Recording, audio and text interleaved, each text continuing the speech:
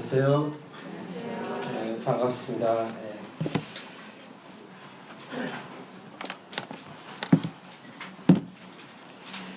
예, 오늘 제가 주제를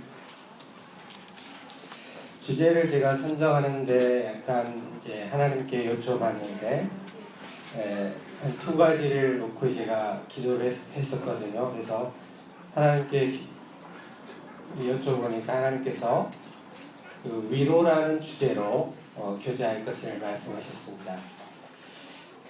그래서 지난 금요일이었죠. 김광석 선생님께서 오셔서 또 저희들에게 위로의 말씀을 또 해주셨거든요. 그리고 또 오늘 제가 이렇게 보면서 오늘 그 주보에 보면 하나님의 속성에 관해서 이렇게 나오잖아요. 하나님은 의로우시다. 또 하나님은 시작도 끝도 없으시다. 하나님은 선하시다. 또 하나님은 무한하시다. 하나님은 스스로 계십니다. 또 하나님은 자족하신다. 또 하나님의 속성은 예지, 미리 아신다는 뜻이죠. 그 외에도 많은 하나님의 속성이 있으시잖아요. 전지전능하시고 무소부재하시고 그 다음에 많은 우리가 다 알 수 없는 하나님의 속성이 있습니다. 그 중에서 오늘은 그 하나님의 우리를 위로하신 위로의 하나님, 또 삼위일체 하나님이 동일하게 또 우리들에게 위로를 주시는 하나님이시더라고요. 그래서 먼저 말씀을 한번 찾아보도록 하겠습니다. 그리고 또 형제님들께서는 오늘 말씀을 여러 군데 이제 찾을 텐데 저를 좀 도와주시면 고맙겠습니다. 말씀을 찾아서 읽어주시는데 좀 도움을 주시기 바랍니다. 먼저 고린도후서 1장을 보시겠습니다. 고린도후서 1장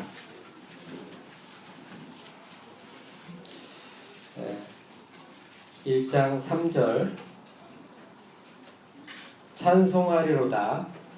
그는 우리 주 예수 그리스도의 하나님이시요 자비의 아버지시요 모든 위로의 하나님이시며 우리의 모든 환난 중에서 우리를 위로하사 우리로 하여금 하나님께 받는 위로로서 모든 환난 중에 있는 자들을 능히 위로하게 하시는 이시로다.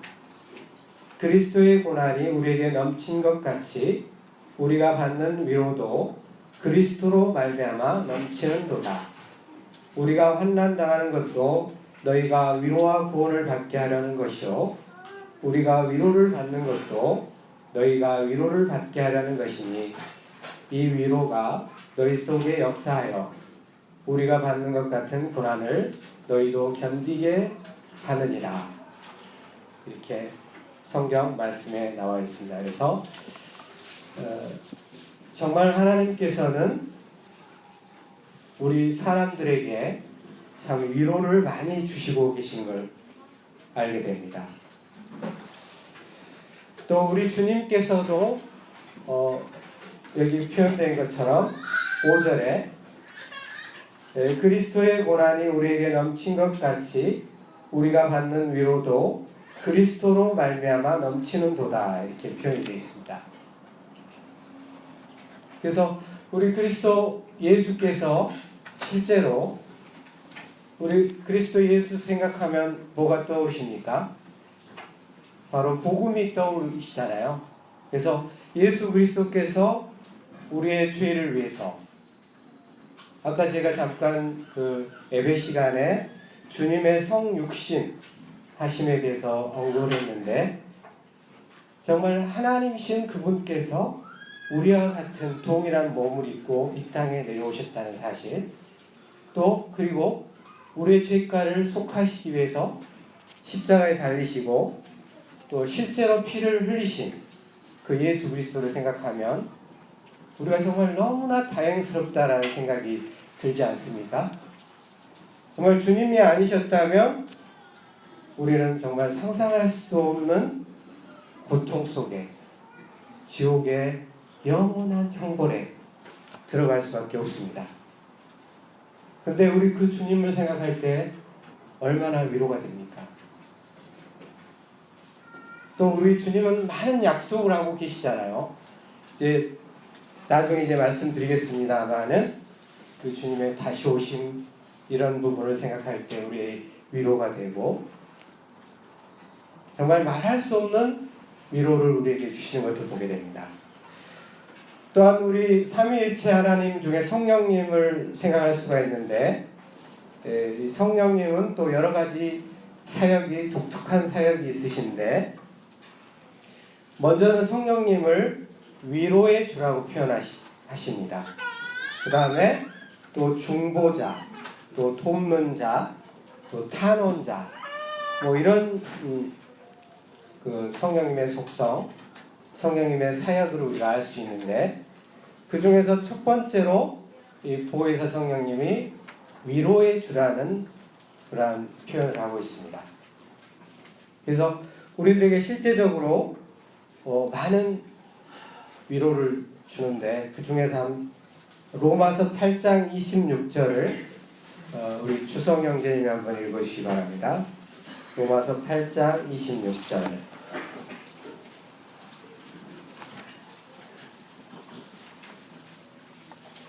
이와 같이 성령도 우리의 연약함을 도우시나니 우리가 마땅히 구할 바를 알지 못하나 오직 성령이 말할 수 없는 상식으로 우리를 위하여 친히 간구하시느니라.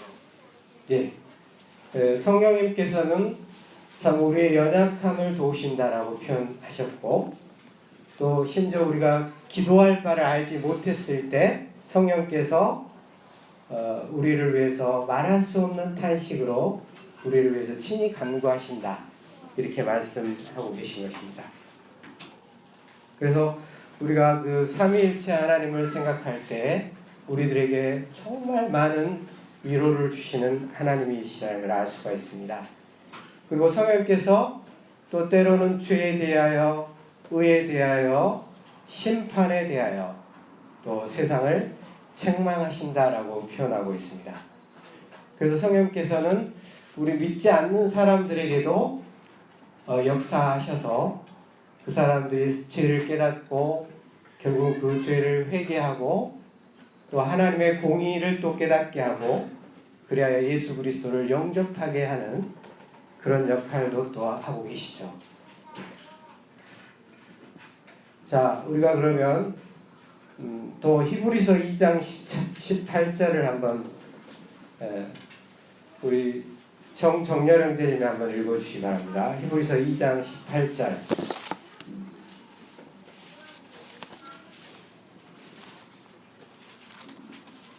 그가 시험을 받아 고난을 당하셨은즉 시험 받는 자들을 능히 도우실 수 있느니라. 네. 예수 그리스도께서는 직접 시험을 받으셨죠.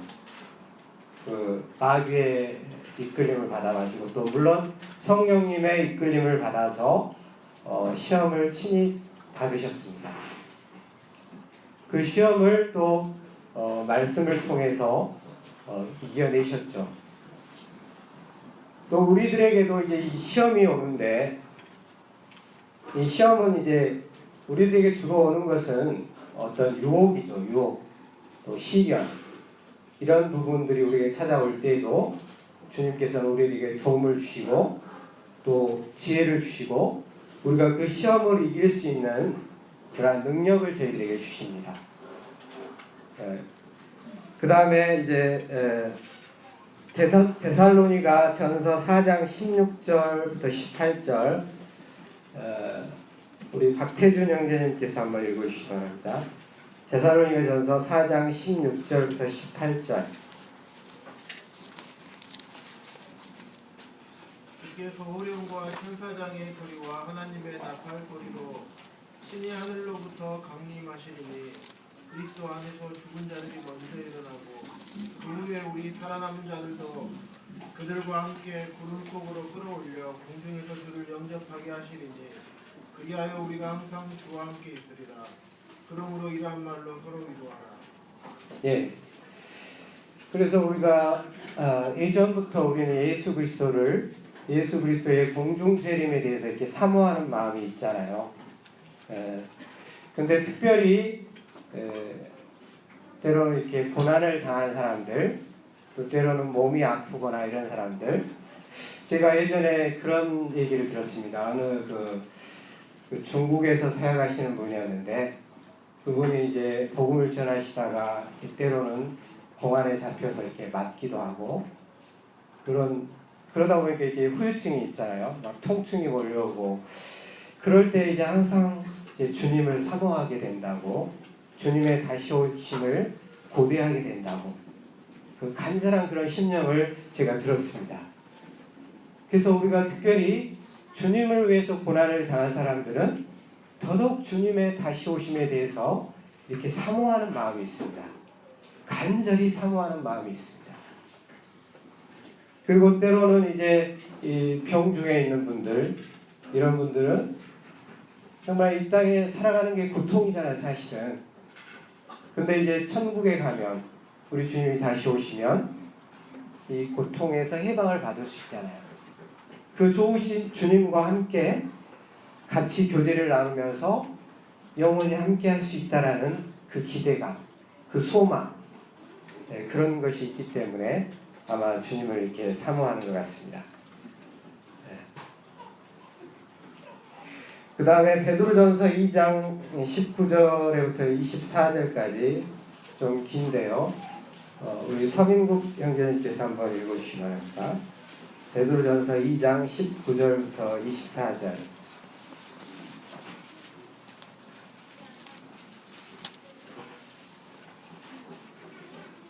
부당하게 고난을 받아도 하나님을 생각함으로 슬픔을 참으면 이는 아름다우나 죄가 있어 매를 맞고 참으면 무슨 칭찬이 있으리요.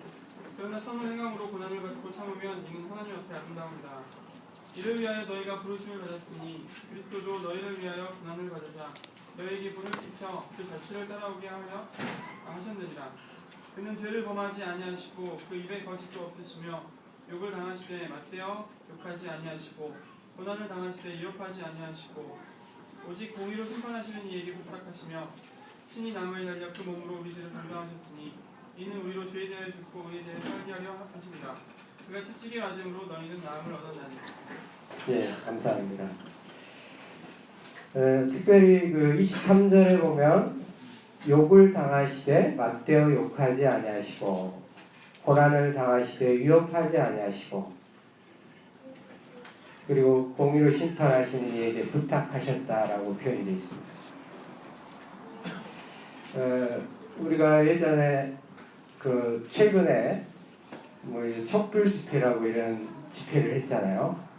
근데 이제 그런 어떤 시위 문화, 근데 이제 거기에서 이제 다른 건 몰라도 그 폭력을 쓰지 아니하였다는 것이잖아요. 그래서 이제 사람들이 그런 것에 대해서, 그런 부분에 대해서는 칭찬을 하잖아요. 그래서 우리가 어떤 일을 할 때에 어떤 정의로운 거예요. 정의로운 건데 그것을 성취하기 위해서, 쟁취하기 위해서 폭력을 사용한다.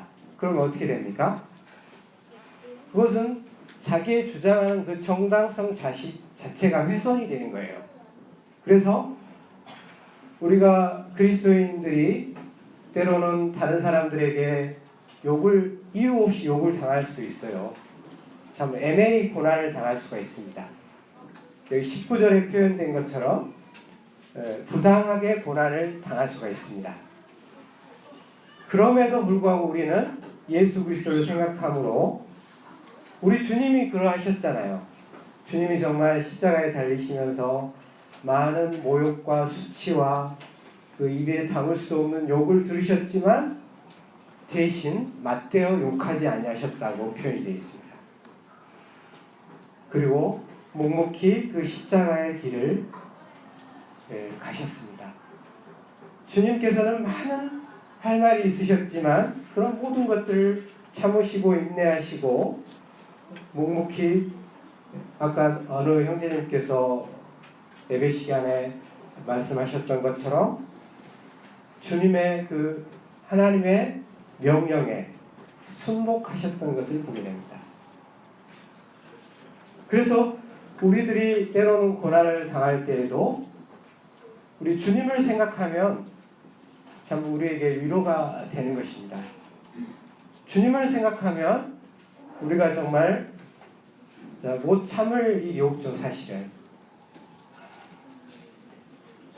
그래서 예를 들어서 우리는 이제 또 하나 생각해 볼 것이 무엇이냐면, 우리는 흔히들 우리보다 나은 사람들을 비교해 가지고 나의 삶에 대해서 한탄하거나 이런 경우가 있잖아요. 그러니까 뭐 나보다 더 잘 살거나 나보다 더 좋은 환경이 되었을 때 그것에 비교해서 괜히 나를 그냥 이렇게 불만족스러워하는 그런 경우가 있잖아요. 근데 우리는 오히려 주님을 생각하고 또 우리보다 못한 사람을 생각해야 되지 않겠어요?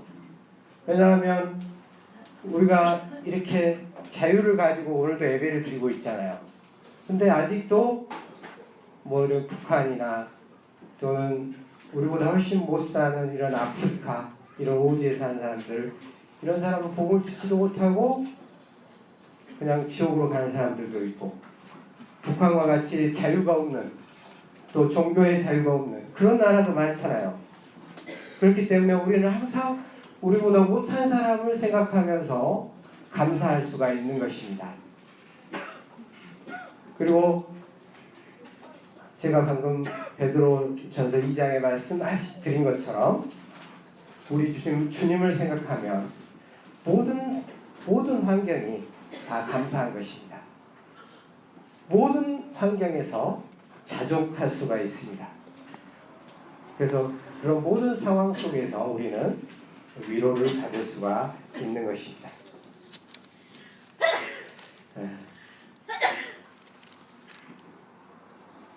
자, 그러면 또 히브리서 12장을 한번 또 살펴보겠습니다. 히브리서 12장. 히브리서 12장.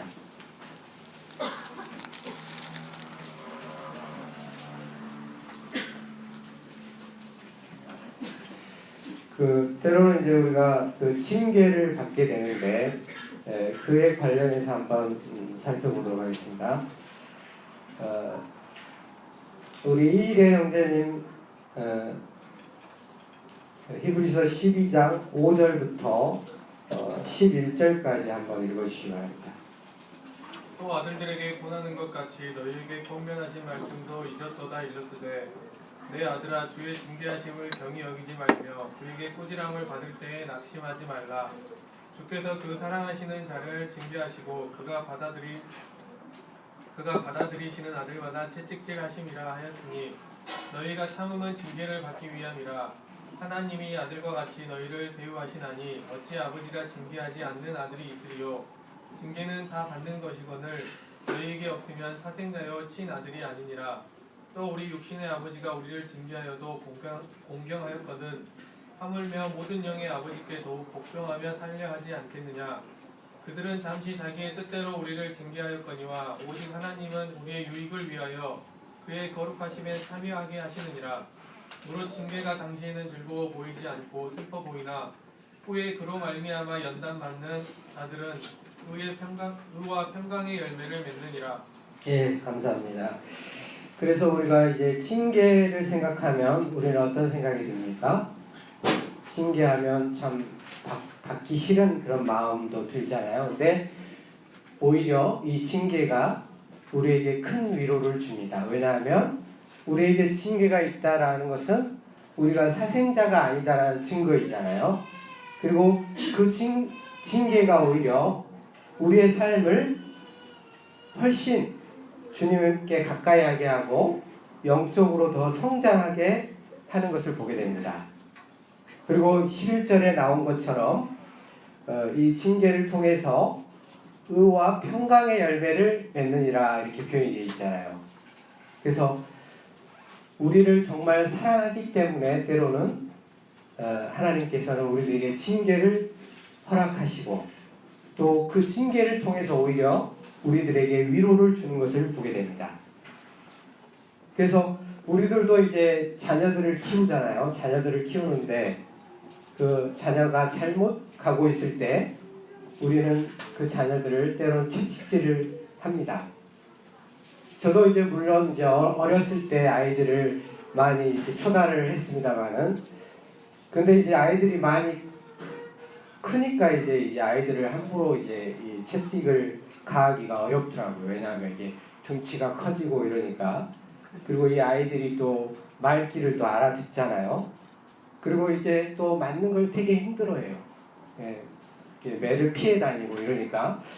그리고 이제 또 느껴지는 것이 꼭 이 옛날에는 정말 맹목적으로 막 때리고 이랬었는데, 때때로 이제 이 아이들을 설득할 필요도 있고, 때로는 이 무조건 때리는 게 능사만은 아니구나 이런 것을 이제 깨달으면서 이제 좀 때리는 횟수가 줄어들게 되긴 했습니다만은, 근데 분명한 것은 자녀들이 잘못 가고 있을 때 이렇게 바로잡기 위해서는 이렇게 때려야 되는 것입니다.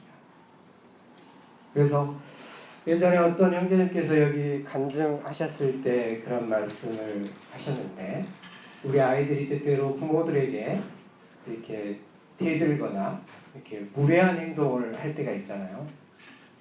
그 자녀의 말은 참 설득력이 있는데, 그 자녀가 엄마에게 대하는 태도가 대단히 불량하고 불손한 태도였을 때는 그 아버지가 그 매를 들었다고 하잖아요. 고3임에도 불구하고.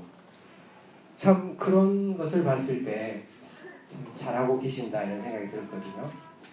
그래서 자녀들이 아무리 이렇게 커도 잘못하면 때로는 이렇게 매를 했을 때 이 아이들이 고칠 수 있다라고 생각이 되어집니다. 그래서 이제 우리들은 여러 모양으로 징계를 받을 때가 있습니다. 내가 때로는 죄를 지었을 때 우리는 이제 때때로 죄를 가볍게 여길 때가 있을 수 있어요.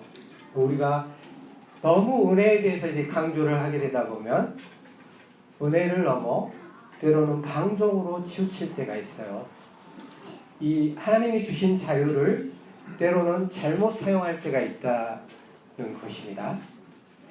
근데 우리들은 이 자유를 가지고 오히려 선용을 해야 되는 것이죠. 이 자유를 하나님께 오히려 종의 자세로 이렇게 활용을 해야 되는 것이죠.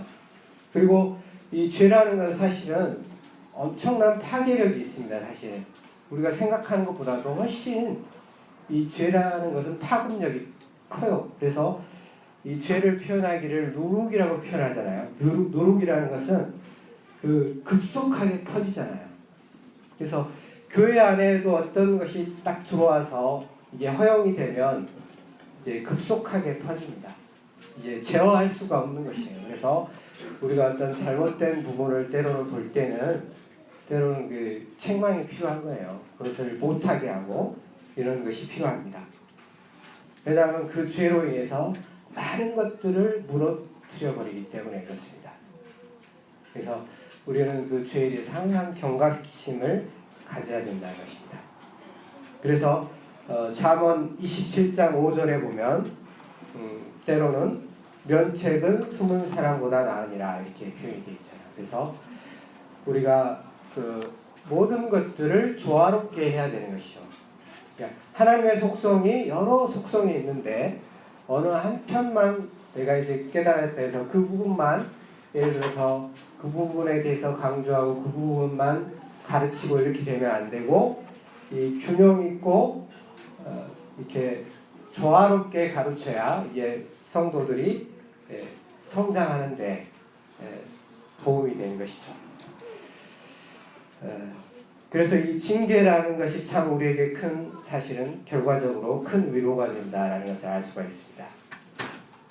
자, 그러면 우리들은 과연 이제 하나님께 여러 가지 이제 우리가 위로를 받고 격려를 받잖아요. 말씀을 통해서.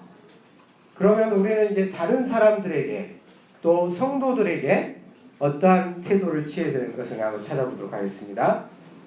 자, 히브리서 10장 24, 25절 이 부분을 허윤욱 형제님께서 한번 허윤호 형제님께서 한번 읽어주시기 바랍니다.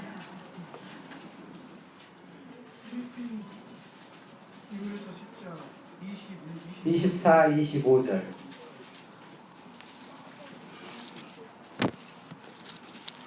서로 돌아보아 사랑과 선을 경외하고 모이기를 피하는 어떤 사람들의 습관과 같이 하지 말고 오직 권하여 그날의 가까움을 볼수록 그리하자. 예, 잘 알고 계시는 말씀입니다만은 이제 서로 돌아보아 사랑과 선행을 격려하라고 이렇게 말씀하고 계십니다. 그래서 우리들은 서로 돌아봐야 됩니다. 서로. 뭐 모임의 리더들만 돌아보는 것이 아니라 서로 성도이면 서로를 돌아보아야 됩니다. 그래서 제가 한번 그런 얘기를 들었는데 이제 우리가 예배당을 건축하고 있잖아요. 근데 이제 거기에서 수고하시는 형제님이 계시는데 이분을 예를 들어서 다른 지역교회 어떤 성도가 그 오리탕을 끓여다가 이렇게 대접했다는 그런 소식을 제가 들었습니다. 근데 이제 이런 얘기를 들으면서 정말 감동이 되었습니다. 왜냐하면 같은 지역교회 성도들을 이렇게 챙긴다는 게 쉬운 게 아니에요. 근데 다른 지역교회 성도들을 이렇게 생각함으로 이렇게 그 어려움을 알고 이렇게 챙겨준다는 것은 정말 이 관심이 없으면 사랑이 없으면 정말 불가능한 일입니다. 그래서 우리가 이제 이 예배당 건축하는 이런 부분도 우리가 정말 관심을 갖고 또 이 일에 수고하는 사람들을 격려하고 또 칭찬하고 또 어려움은 없는가 애로사항은 없는가 물어보고 이런 것들이 참 중요하다라고 생각이 되어집니다. 그리고 어떤 선한 행위 사랑을 나타냈다거나 선행을 했다거나 이럴 때 그 사람을 이렇게 칭찬하는 게 참 필요해요. 또 혹자는 어떤 사람은 이런 얘기를 해요. 너무 칭찬을 하면 사람이 또 교만해질 수 있다. 이러기 때문에 난 칭찬을 잘 안 한다. 이런 걱정을 미리 하는 사람도 있는데 그런 걱정을 할 필요가 없습니다. 그것은 하나님이 하실 일이에요. 내가 할 일은 하나님이 사랑과 선행을 격려하라고 했을 때 그 말씀에 순종하면 되는 것입니다. 그리고 정말 영적으로 성숙한 그리스도인들은 그런 칭찬과 격려를 받았다 해서 뭐 의시되거나 교만하거나 그러지 않습니다. 영적으로 성숙한 그리스도인들은 오히려 더 겸손하게 그것을 오히려 더 채찍 삼아 더 열심히 주님을 섬길 것입니다. 그래서 주님께서 이렇게 하라고 한 것에 대해서 항상 이렇게 격려해주고 이렇게 어떤 굳은 일을 하거나 이럴 때 격려해주고 정말 잘하신다라고 이렇게 해줄 필요가 있다는 것입니다. 그리고 이제 그 다음 구절에 이제 이 부분도 사실 연관이 있어서 이 말씀을 하셨기 때문에 모이기를 피하는 어떤 사람들의 습관과 같이 하지 말고 오직 권하여 그날이 가까움을 볼수록 더욱 그리하자 이렇게 표현이 있잖아요. 그래서 우리는 그 모임 생활에 대해서 아주 소중하게 여겨야 됩니다. 하나님의 교회는 정말 소중한 곳입니다. 하나님의 몸된 교회라고 하잖아요. 예수 그리스도의 몸이라고 하잖아요. 그래서 그 교회를 섬긴다는 것은 정말 너무나 소중한 것이고 또 그 모임의 그 집회를 참 참석한다는 건 참 소중한 일입니다. 우리가 때때로 이 기도 집회를 또 잘 참석하지 않을 수도 있고 뭐 내가 좋아하는 집회만 참석할 수도 있잖아요. 근데 모든 집회를 소중하게 여겨야 되는 것입니다. 참 기도는 소중한 거잖아요.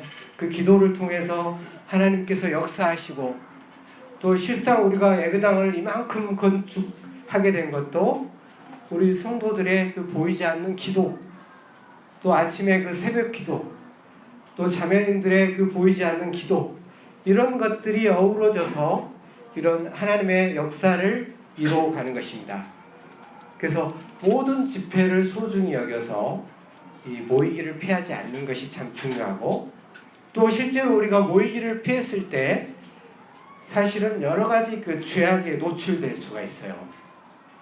우리가 모임을 피하면 사실 뭐 특별히 신령한 일을 하지 않거든요. 대부분 뭐 집에 있을 때는 뭐 텔레비전을 시청한다거나 뭐 또 다른 어떤 그 불필요한 어떤 일을 하게 되어 있어요.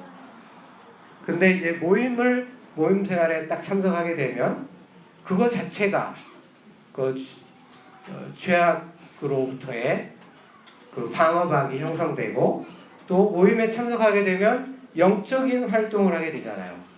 영적으로 성장할 수 있고 그렇기 때문에 이 하나님의 말씀은 진리이고 그렇기 때문에 모이기를 피하는 습관과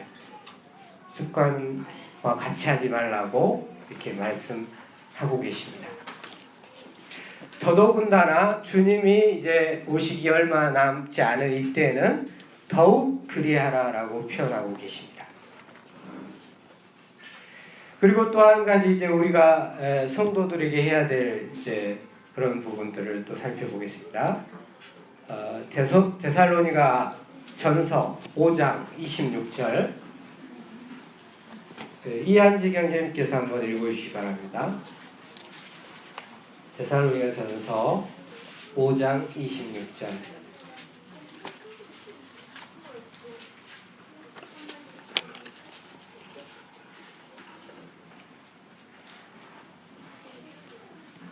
거룩하게 입맞춤으로 모든 형제에게 문안하라. 예. 그리고 유스도라는 예수도 너에게 문안하느니라. 그들은 할레타이나 이들만은 하나님의 나라를 위하여 함께 역사하는 자들이니 이런 사람들이 나의 위로가 되었느니라. 이게 사도 바울이 한 얘기입니다. 그래서 사도 바울도 많은 동역자들이 있었습니다.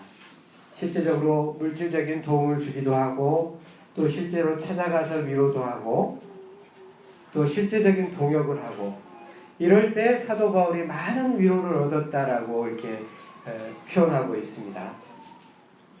그래서 우리들도 실제적으로 사람을 찾아가서 그래서 신방이라는 게 참 중요합니다. 실제로 찾아가서 우리 중에 이제 병든 사람들이 있잖아요.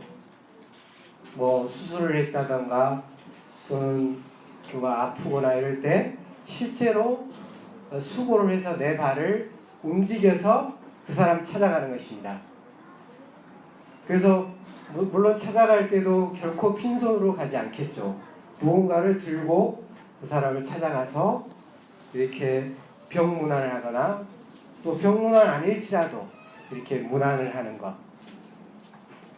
제가 이제 뭐 파라과이 밴드 이런 데 보니까 이렇게 홀로 사는 그 사역자들의 자매님들을 이렇게 섬기는 그런 모습을 보면서 참 감동이 되었고 참 필요한 사역이다 이런 생각을 했습니다.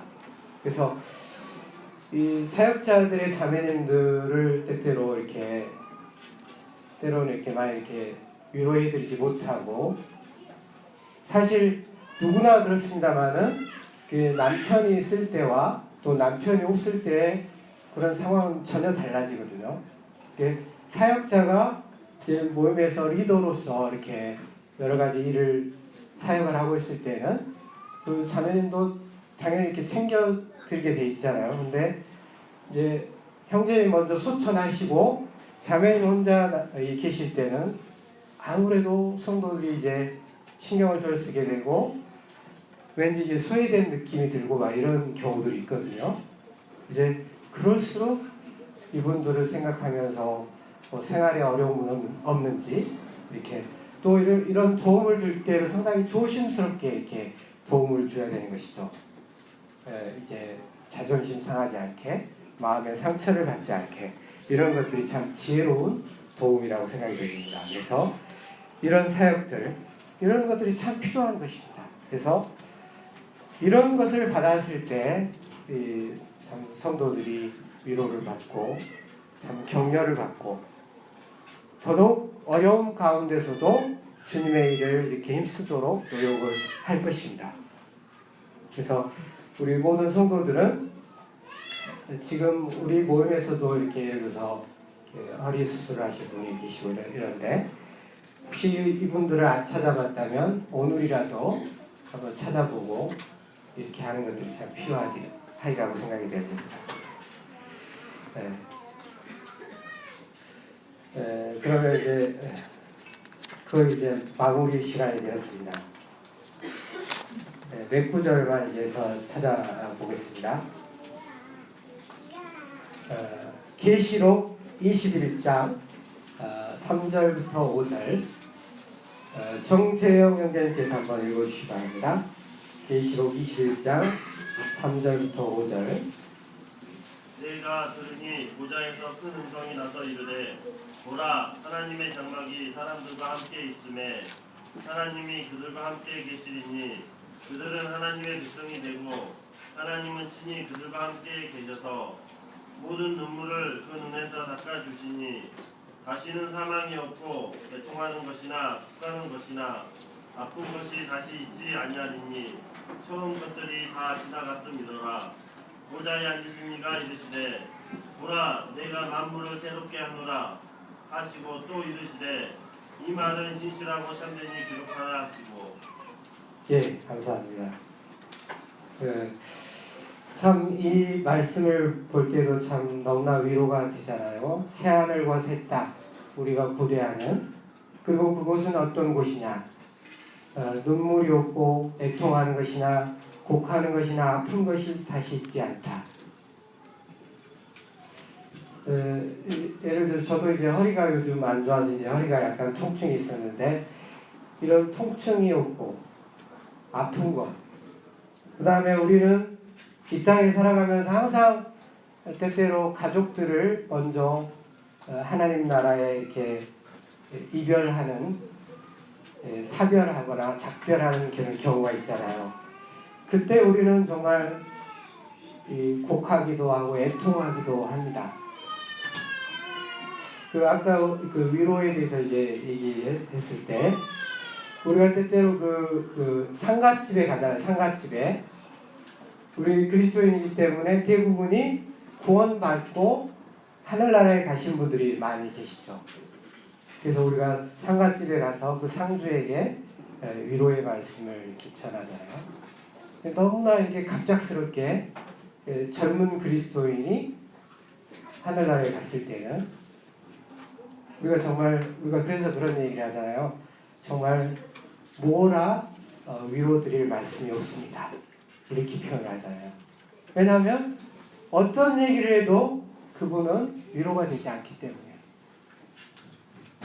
거기다 대놓고 형제님께서 저 평안한 곳 하늘나라에 가셨기 때문에 그렇게 슬피 우십니까? 이렇게 얘기하면 안 되는 것이죠. 그래서 정말 우리가 그 육신의 이별, 이 땅에서의 이별, 이 이별이라는 건 참 슬픈 일입니다. 그분이 비록 하늘나라에 갔어도, 그래서 이분들에게 정말 위로할 수 있는 것은 같이 가서 정말 같이 울어주고 같이 애곡해주고 그 마음에 공감해주고 이런 것들이 위로가 되는 것이지, 내가 어떤 말씀을 가지고 교훈하려고 그러고 이러면 오히려 위로가 되지 않습니다. 그래서 그런 어떤 상갓집에 갔을 때도 참 말을 조심해야 되고 아주 지혜롭게 해야 되는 것이죠. 이 위로와 격려를 할 때도 지혜롭게 해야지, 오히려 이 위로를 잘못하면 상처가 될 수가 있는 것입니다. 그래서 우리는 정말 때때로 뱀같이 지혜로울 때가 있어야 되는 것입니다. 참 비둘기같이 순결해야 되고요. 네. 자, 그러면 한 구절 더 찾아보시겠습니다. 계시록 22장 12절. 우리 강한솔 형제님 한번 읽어주시기 바랍니다. 계시록 22장 12절. 보라 내가 속히 오리니 내가 줄 상이 내게 있어 각 사람에게 그가 행한 대로 갚아주리라. 예, 감사합니다. 그래서 우리가 정말 주님의 일에 정말 많이 힘쓰고 계십니다. 제가 이렇게 보기에도 우리가 정말 예배당 건축을 위해서 혼신의 힘을 다해서 참 헌신하고 참 여러 가지 이렇게 자기가 가진 것들을 이렇게 드리는 것을 보게 됩니다. 정말 이것은 정말 칭찬받아 마땅한 일입니다. 정말 너무나 잘하신 것입니다. 때때로 이러한 일로 주님께 드린다는 것은 쉬운 일은 아니에요. 가정 안에서도 때때로 부부 간에서도 서로 이 의견 차이가 있을 수 있고 약간의 갈등이 있을 수 있어요. 그런 과정을 통해서 결국은 하나님께 드리기로 결정을 했다. 선택했다. 이것은 정말 탁월한 선택입니다. 너무나 잘한 선택입니다. 그래서 이것은 정말 왜냐하면 하나님께서 반드시 갚으시기 때문에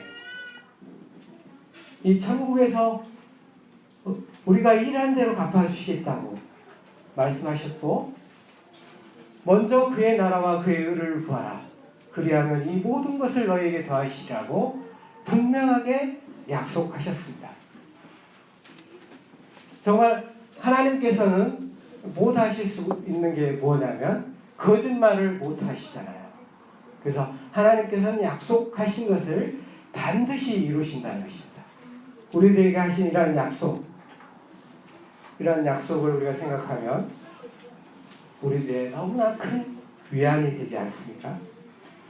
그래서 우리는 항상 이 하나님의 말씀을 항상 창념하고 보고 또 그 약속을 기대하면서 또 하나님께서 명령하신 그 명령을 순종할 때에 정말 우리는 더 큰 이 천국에서 우리가 기대하지 않았던 상상하지 않았던 그 많은 상급이 예비될 것입니다. 자, 마지막으로 이제 베드로전서 4장 7절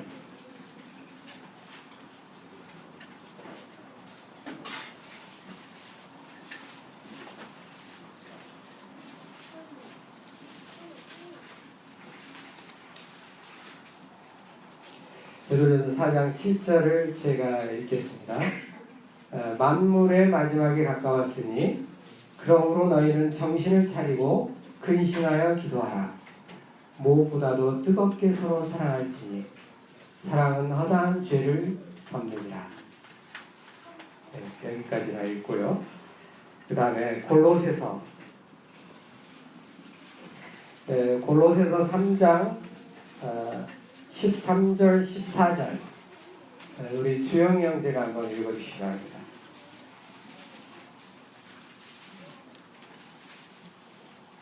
골로새서 3장 13, 14절 누가 누구에게 불만이 있거든 서로 용납하여 피차 용서하되 주께서 너희를 용서하신 것 같이 너희도 그리하고 이 모든 것 위에 사랑을 더하라. 이는 온전하게 매는 띠니라. 예, 감사합니다.